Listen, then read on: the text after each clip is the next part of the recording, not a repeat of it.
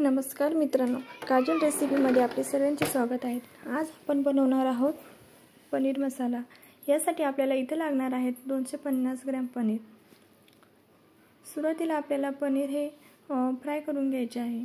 त्यासाठी आपण कढईमध्ये तेल टाकून घेतलेले आहे।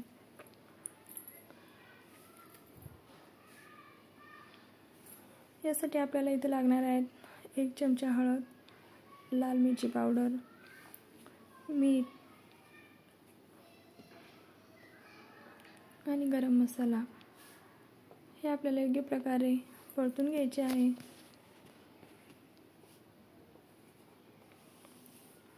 तसेच एका कढईमध्ये आपल्याला हे काढून घ्यायचे आहे। आता कढईमध्ये बटर टाकून घ्यायचे आहे। तसेच खडे मसाला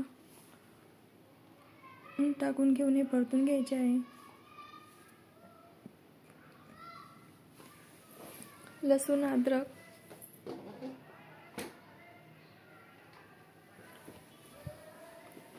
चार कांदे चिरून घेतलेले, 1 टोमॅटो,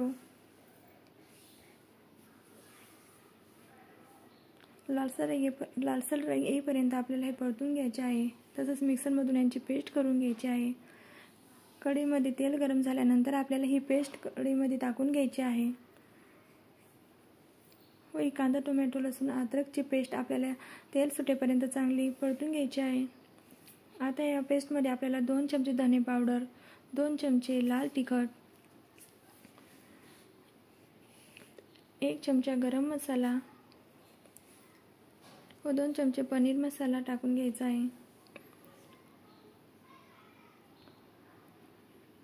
तसेच आपल्याला अर्धी वाटी फ्रेश क्रीम टाकून घ्यायची आहे व आपल्याला हे योग्य प्रकारे परतून घ्यायचे आहे।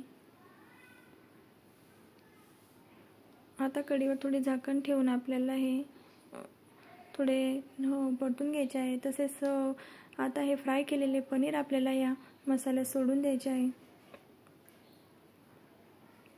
वरतून थोडी कसुरी मेथी टाकून घ्यायची आहे। तसेच बारीक चिरलेली कोथिंबीर टाकून द्यायची आहे।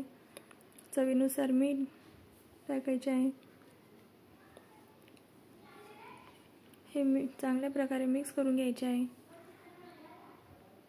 आता कढईवर झाकण ठेवून आपल्याला हे मंद आचेवर 5 मिनिटं ही भाजी शिजवून घ्यायची आहे। आपण बघू शकता आपला पनीर मसाला बनवून तयार झालेला आहे।